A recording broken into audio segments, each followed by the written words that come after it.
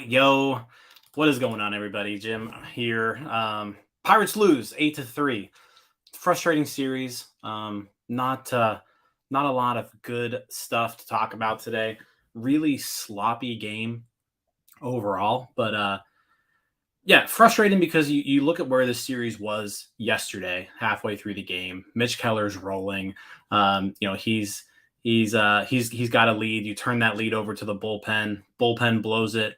Today, another game that, Roansy Contreras pitched okay, not great, but good enough for the Pirates again to be in a position to win the game. And again, just kind of the offense stalling. They haven't been able to execute really for this weekend, like they haven't been able to execute for most of this month.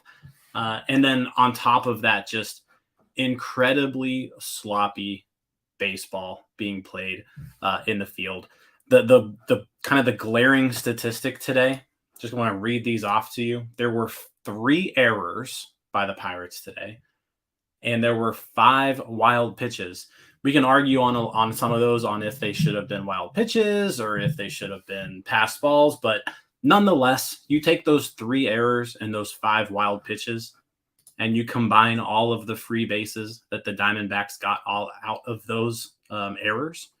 10 free bases that the Diamondbacks received today that they just got. That's 900 feet that they got on the base paths of just free bases. And it doesn't matter what you're doing on the mound, at the plate. If you're giving up 900 feet of free bases in a game, you're probably going to lose. And that's what happened today. 8-3. Contreras goes 5 innings, gives up 3 runs. Didn't look exactly as sharp as you'd like to see him. Slider was missing. The home run in the first inning was kind of a slider right down the middle. He did miss, I feel like, more bats today than he typically has been. But again, just kind of like a so-so outing for Contreras. He gets pulled after 83 pitches, 50 strikes. So, threw a lot of strikes, did walk 3 batters, but only gave up 3 hits, 3 runs. When he left the game, it was 3-3. So 3-3 ball game. Hand the ball over to your bullpen. Dauri Moreta immediately gets into some trouble, mostly because of errors again in the field. He gives up an unearned run before giving way to Zastryzny.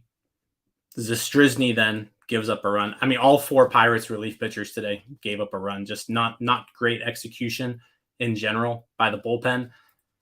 And they were not helped out by the defense. They were not helped out by Jason DeLay behind the plate. That was kind of the reoccurring theme for the day. Is just poor catcher play. Jason DeLay again, just runners being advanced on throwing errors. There were, like I said, the 5 wild pitches, most of which, quite frankly, he probably should have gotten. I don't even know how they rolled all 5 of those wild pitches. I probably would have said, 2 or 3, anything in the dirt. Yeah, a wild pitch. But if a ball just glances off of your glove and it's not in the dirt, that's a pass ball. That's on DeLay. And I think if you asked DeLay about a lot of those, he'd probably tell you that he should have had them. Let's get to a couple of the comments here. Wireless Grape, Santana needs a break. 37-year-old man's tired. Yeah, I mean, I will say this about Carlos Santana. I'm pretty sure since 2009 or so, he has more games played than anybody in Major League Baseball. I'm pretty sure that's an accurate statement. Don't check me on that, but I want to say that's true. He's used to playing a lot of baseball. He's playing first base. I don't Santana's not really the problem here, I think. And again, if you're taking Santana out, the only option there is probably Connor Joe to replace him with. I get wanting to give them a day off from time to time. The Pirates did have 2 off days throughout the week last week, so that was another thing. I do want to talk about this a lot because it was a topic for discussion on the broadcast. But more and more, you're seeing catchers really across the league. Doesn't matter who, what, where. They're on one knee when they're receiving balls, and we can argue all we want. I mean, all of us have watched a lot of baseball. It's pretty frustrating when a catcher doesn't block a ball in the dirt, in particular when there's a runner on third base. And I think, everybody's kind of entitled to their own opinion on this. I would actually like to see kind of like run values. I would like to see the math on it, because clearly what's happened here is teams throughout Major League Baseball, all 30 of them, all of them, they've decided that the catcher setting up real low, right, especially with his glove, bringing it up, receiving the ball, pulling it up towards the zone, they've all decided that the value in setting up that way and catching the ball at the bottom of the zone and pulling it up is stealing more strikes, and that those strikes that they steal are more valuable than the occasional wild pitch that leads to a run or an extra base. So I think it's a topic for debate. Definitely something that we can talk. Definitely something that we can argue back and forth on. They said that if you played Little League baseball, if you played high school baseball, you played college baseball all the way through, that the catcher, they've got to, like, one way or another, they've got to stop balls in the dirt, right? And when you go down on one knee like that, you're giving up a whole lot of your versatility back there. And quite frankly, those balls in the dirt, those 92 mile an hour sliders, those 97 mile an hour fastballs that just kind of get spiked into the ground, you don't have the time to react to those. And that's kind of what happened today. Is just Delay was completely overwhelmed by the pitches. I said the 5 wild pitches. I can't remember a game where the Pirates had 5 wild pitches. As I said, just sloppy baseball. Brian Hayes had an error. Moretta had an error that led to a run and some extra bases. And then Delay to cap things off with the throwing error in the last inning. Didn't really cost anything, but at that point, but just another game full of mistakes, and just frustrating ball game, frustrating series, to say the least. Couple more comments. Let's get to this. Let's see here. Jamie, we really found a way to lose today, unfortunately. Every mistake we could have made, we did. And the bats were poor too. Yeah, I mean, I agree 100% there with Jamie. There were just, like, every time the Pirates had a chance to make a play or execute while they were out in the field, they didn't. And the Diamondbacks were able to take advantage of all of that. I can live with that struggle. Middle relief and Delay was sloppy. Yeah, again, every single relief pitcher gave up a run. Nobody with a clean inning. They all gave up hits. Just a poor game in general. Mark also, the power game has to step up. Got to have bats in Texas or we will get swept. Yeah, tomorrow on Starbucks, we'll definitely do a series preview there of the Texas series. The Rangers are a team where those bats are on fire, so the Pirates better come to play. They're not going to win games scoring 3 runs against the Texas Rangers, especially when they're playing this sloppy defensively. Jamie, first time since 2000 for 5 wild pitches, second time since 1901. So there you go. That just kind of goes to show just how bad the Pirates defense was today. Again, 900 feet of bases just given to the Diamondbacks today. And I get the offense didn't do anything, but you're not going to win too many games doing that. What else here? Johan Ramirez, the stuff looked good out of the bullpen today. He went 2 innings, but he was kind of all over the place. Command was shaky. Walked the batter, gave up 2 hits. Just yeah, no one looked great. No one looked great. Moretta seemed fine out there. The one hit that he gave up should have been an out if he would have, made a pretty good play there. Just a rough game all around. Middle infield, I do agree. Wireless grapes. Middle infield deserves a gold star. Really, the only bright spot. So let's kind of touch on that. Rodolfo Castro probably made the best defensive play of the game on a ball in the hole up the middle. Backhanded it, covered a lot of ground. Strong throw to first to nail a runner. And then Castro comes through with a base hit in the fifth that helped lead to a Pirates run. And that actually helped set up Tucupita Marcano, who his double in the fifth led to most of the Pirates offense today. A 2-run double that actually gave the Pirates the lead at one point. Actually, no, he tied it up. He tied it up at 3 in the fifth inning. And then really from that point on, once the Pirates tied it up at 3, it was rough. Like I said, they couldn't get to the Diamondbacks bullpen at all. 4 hitless innings by the Diamondbacks bullpen. Pirates 1 through 5 today. 0 for 3, 0 for 4, 0 for 3, 0 for 3, 0 for 4. And yet another game with no home run. Mark says Castro putting his bid in to be a full-time starter. Hey, I've made my opinions known on that one. I think Castro needs to be given some runway at second base, in particular against right-handed pitching. This was his first start against the right-handed pitcher in at least 2 weeks. And I haven't counted, but it's been at least 2 weeks. So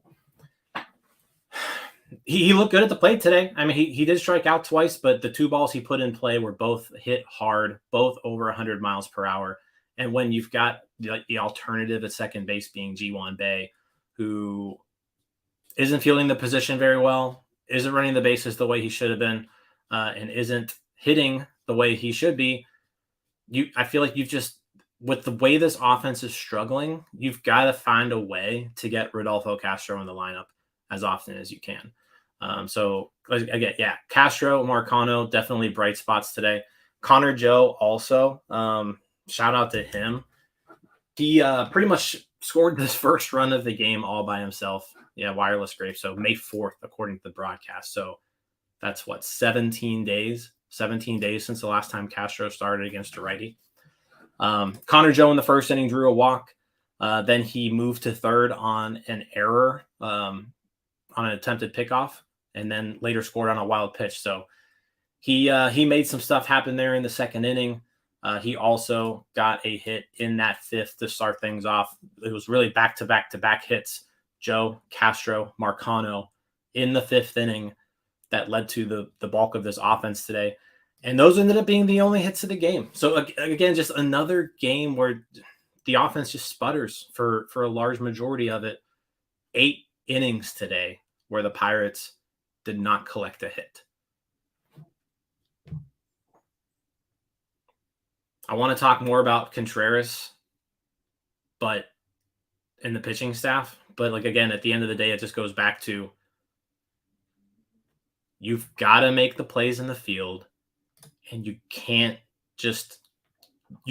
bats just can't go completely silent for huge patches of the game like they did. So yeah, 8 innings today where the Pirates offense did not collect a hit. Just not great.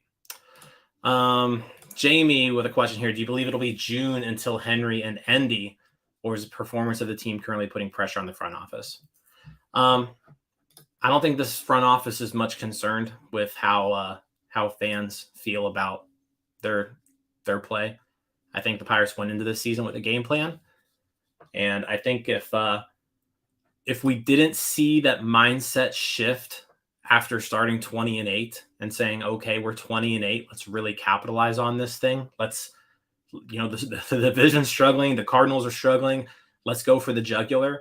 If they weren't willing to do it at that point, they're not going to be willing to do it right now. That's kind of my thoughts there.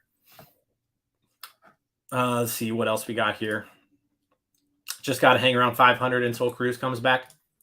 Yeah, I mean, ideally that's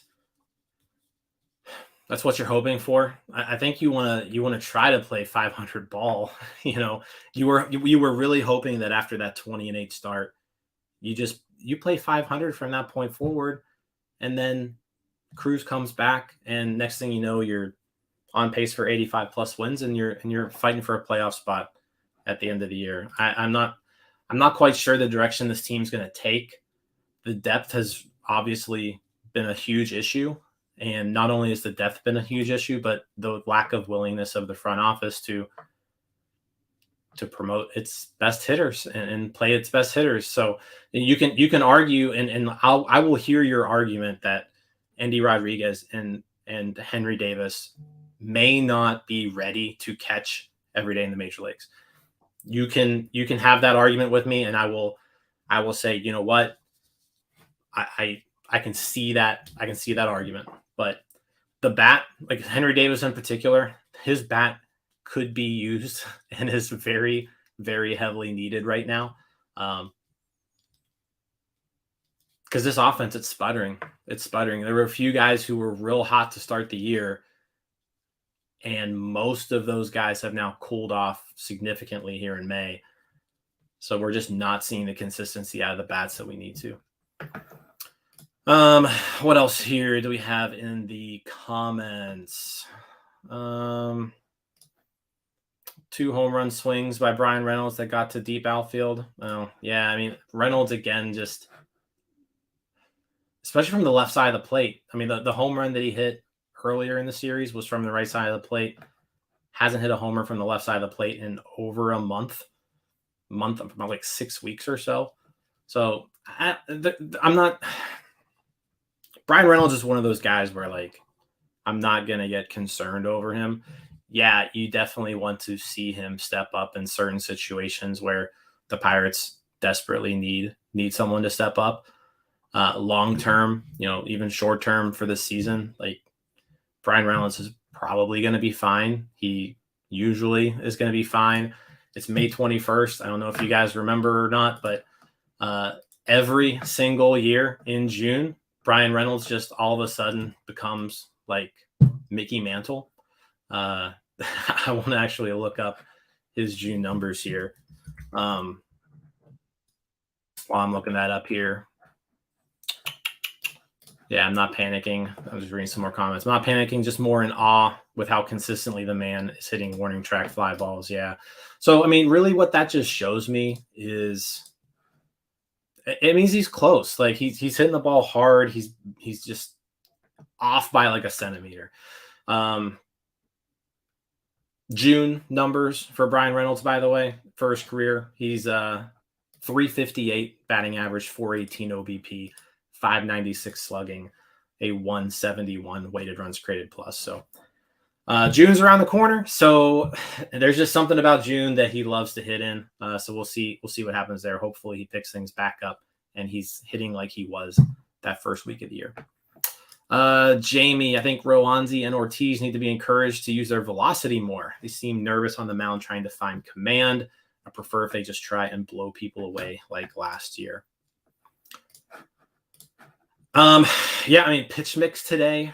Contreras threw 83 pitches. He did throw quite a bit of his fastball, 43 fastballs, 52% fastballs, 33% sliders. I will say big difference today as opposed to Contreras' last start. A lot of curveballs thrown last start. Really did not go to that too often today. Only threw 7 curveballs today, Rowanzi Contreras. So, but I want to say that fastball usage, 52% fastball usage for the year, he's right around 40% fastball. So he threw a lot more fastballs today than he typically does. What else here? Yeah, I mean, there's I don't know what this is. That stat line doesn't really make any sense, Bucko Mike. 5 innings pitched, 5 hits, 0 earned runs, 9 runs. Are you saying there were 9 unearned runs? I don't know what that is. Mark, Texas is going to be a crucial series. Got to get hits. Yep. Yeah, again, guys, we'll have Starbucks. We'll talk a lot about the Texas series tomorrow morning, Donardo and I. Today, again, though, just letting the series slip away. You kind of felt like you stole the win on Friday against Zach Gallen, and then you had Mitch Keller going on Saturday. He looked great, handed a win over to the bullpen, and the bullpen just couldn't shut the door. And then today was your chance to kind of steal the series with a win against Merrill Kelly. And yeah, between the sloppy play on the defensive side of the ball and the lack of hitting, consistently on offense, just not getting it done. So Pirates drop 8-3. They lose the series. The Diamondbacks become the first team that the Pirates have a losing record against in the National League. It's kind of a crazy stat there, but first team with a losing record against in the National League, the Arizona Diamondbacks. So Pirates are 24-22 now. They are staying at home for this Texas series. So they've got 3 games against the Rangers, who again have just been smacking the ball all over the place. So we'll see how that goes. Ortiz, Rich Hill, and Oviedo on the mound. What else? 24-22, second in the NL Central. That's about all I got. Thanks, guys, for hopping in here in the post-game show. Thank you, Jamie. Thank you, Mark. Thank you, Mike. Thank you, Wireless. Thank you, everybody, for the comments while I hold this down solo. That'll do it for today, though. Appreciate you all. We'll be back tomorrow. See ya. Hey, you all. Thank you for watching. I know we try to provide the most entertaining content that we can, and we'd love to spread it to as many people as possible. So I know it doesn't seem like a lot, but if you could take the 5 seconds to like this video and subscribe to the page, it helps out so much more than you know. Thank you, and let's go Bucks.